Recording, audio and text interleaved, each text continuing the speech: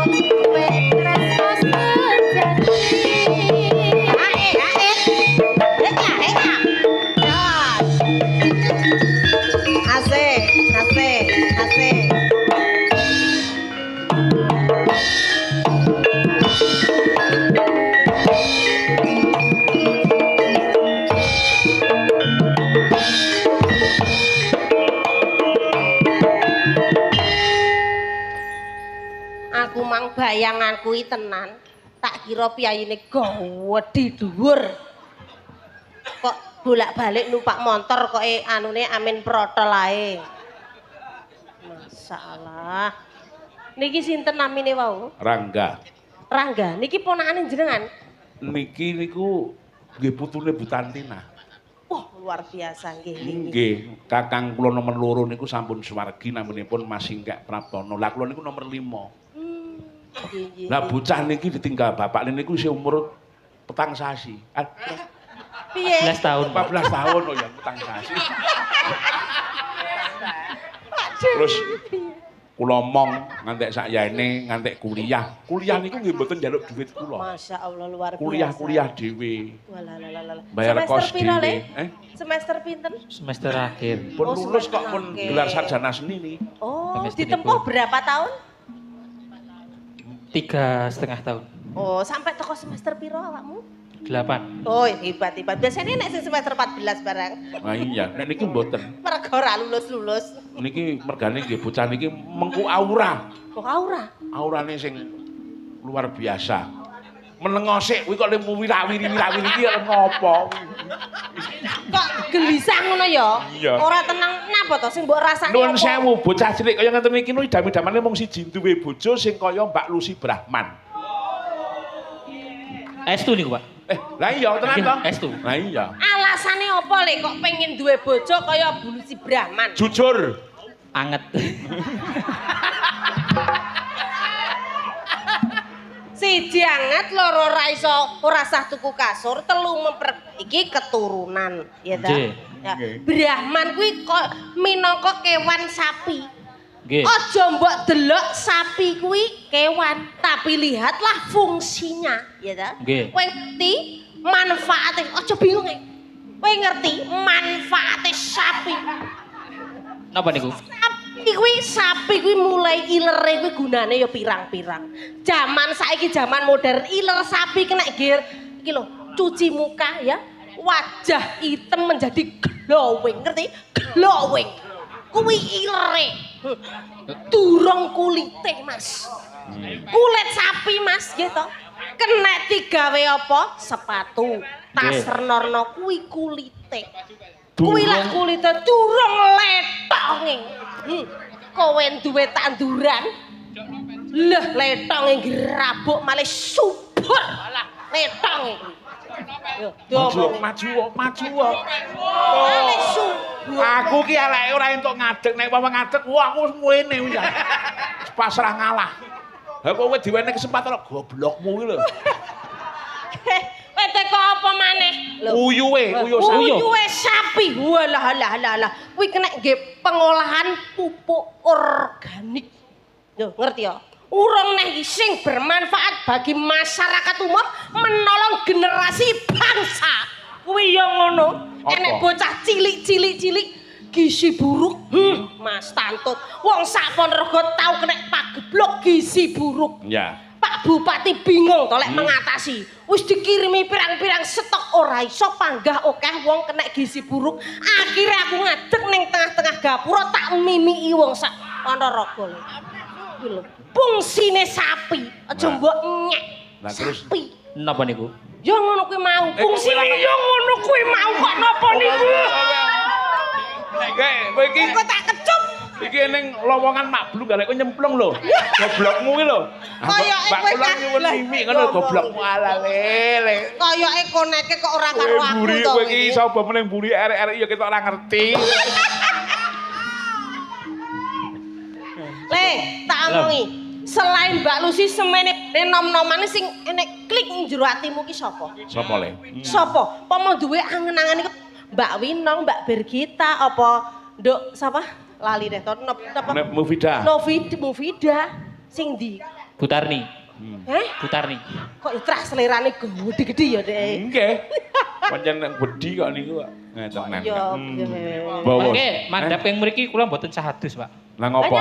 Ngobios. Wis to, ora apa-apa. Tak sawer sik. Nek mun joget mau lho. Nggih. Apik jogetmu. Saestu niki. Heeh. Tenan, kowe engko ya tak sawer kok aja samar kowe. Iki apa pedingane napa pedingane? Oh, nembang apik. Napa-napa iso genter apik, ngendang apik, jaipong pen apik kok. Wah, nggih ta? Nggih. Masalah ya. Tenan. Wis niki ngaten mawon. Ben dibawani sak-sake to, mengke sing ngendang jaipong cah niki. Banyuwangen. Lah kowe mung dikongkon tegare kowe gelem kok. Aku ommu lho. Ommu sing jajake iwak. Iwak napa? Iwak sapi. Oh. Mosok mung iwak sapi tok to, Pak? Alah lele cerewet lesu.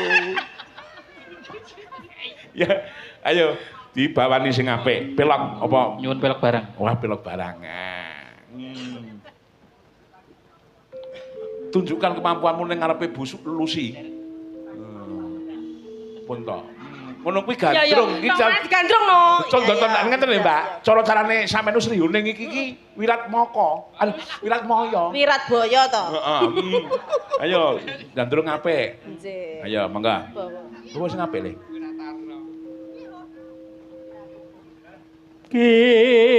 Kiraku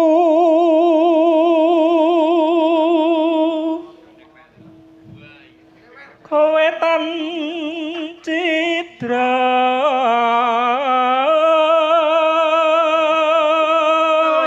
Mbak Lucy iki mesti kedro sak labe-labe.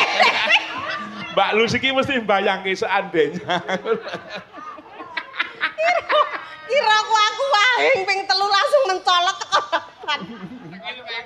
Ndak dicoba napa pripun? Alah. Nakal. Oh, didikanku ngono kuwi. Didikane Rinto kuwi ngono kuwi. Awas kolore, awas.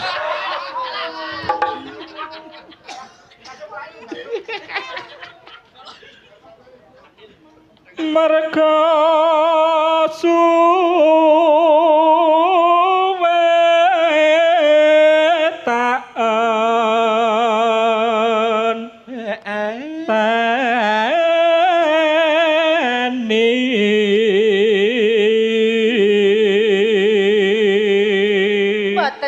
Mboten ngira lho Kang Mas, wonten suwantene panjenengan kok endah sangat.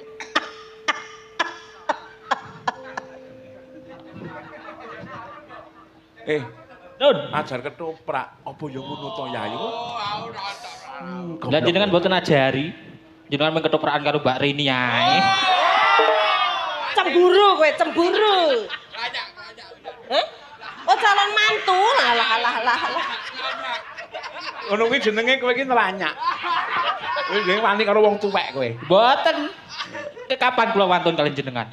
Oh, artine ya kerep. Ya mung aku ora ngonangi.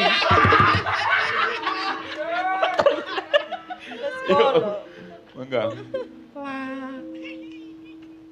Layang kina wama ruta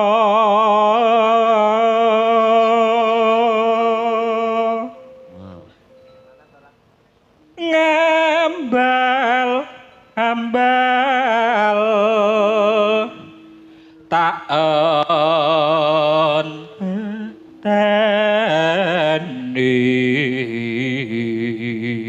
pripun Mbak? Swantene pripun? Niki nggih dalang lho Mbak. Luar biasa. Niki saged mayang, nggih pun payu mayang. Lek mancal nggih saged.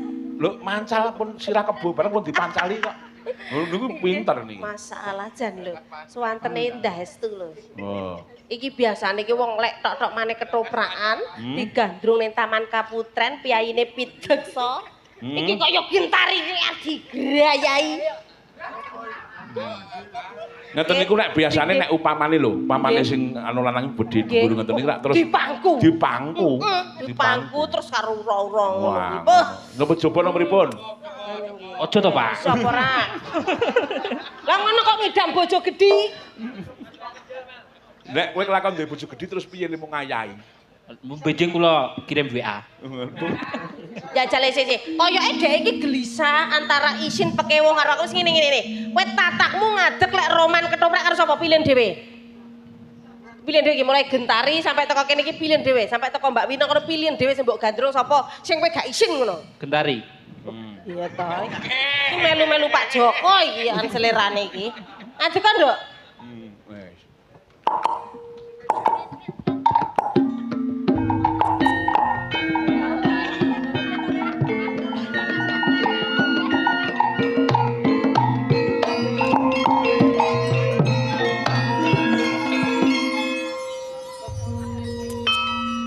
Duh Yayi.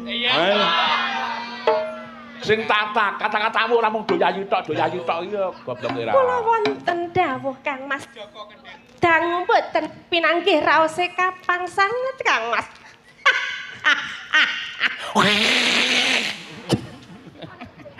Terus aku piye, Pak? Terus aku piye? Wis ngene lah sambok sauri lah mbok mek ngono wae wis. Wis kono entekno. Karo aku dek Mas. Piye diajeng? Yo yo, dek konek lho lek ambek Gentari. Karo aku kok Kang Mas. Piye diajeng? Lho.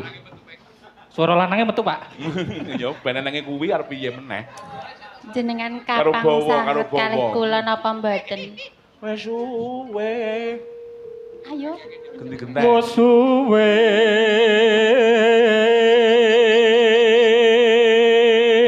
Mbok nek gujengi sing apik iki perpanco to iki jenenge. Iki sing romantis. Tangan. Pengen gendong apa lungguh dipang. Teni.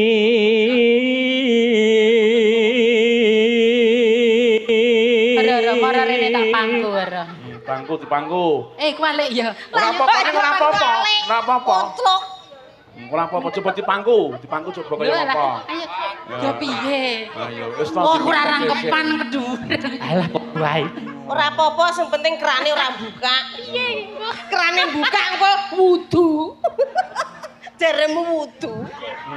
Penak, Pak. Ya ta, piye le rasane? Anget. Kowe kuwi nek dadi aga ngene iki HP niki selehno. Lah nyapa? Lah iki keder iki mau tengah. Anu, apa ki Nduk sinyale piye ya? Ya metu sinyale. Kedut-kedut ngono ki apa to iki? Dedet.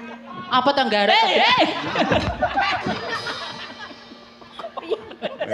Lah, aku kan penasaran toh. Apa? Oh alah. Rasaku Ampun romantis kok ya. Rasaku Karo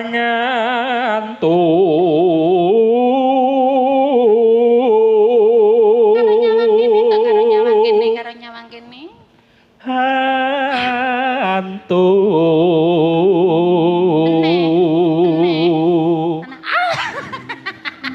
Panjenengan ki kados pundi? Basa ketemu mbok enom karo mbok tuwek lali. Ya ora apa-apa panggape tuane kono tuwa. Apik lho, karo tuwek sing berjuang ya karo bojo tuwa aja Karo kene bae, kene ora resiko. Kene bae penak. Bisa nafkahi Karo aku ora resiko penak. Pak Tantun. Pokok bicara krungu. trahno plike karo kono. Bicara krungu semaya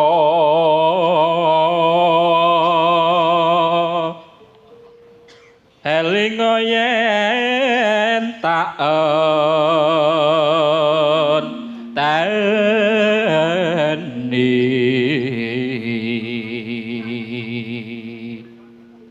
Tebang. Ledang. Gledang Garalah kuping mugar. lakae bocahe teko